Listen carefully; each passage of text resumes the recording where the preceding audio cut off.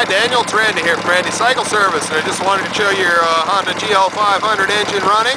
We got it sitting here on the stand right now, and everything's working like it should.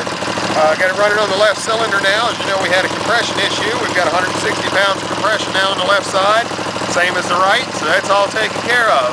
Sitting here to idle right now, I've just stuck a couple of mufflers on it to quiet it down a little bit, using your head pipes. We've got the water attached to it. We've got flow through the cooling system right now because it's up to temperature. And if you come around and have a look over here, excellent oil pressure. We're running almost 45 pounds of oil pressure at idle. That's incredibly good. That's better than you could ask for. And so everything looks really good on it. It's running really well. Sounds nice. Cooling system's working. And overall, you're going to have a really nice engine for your bike.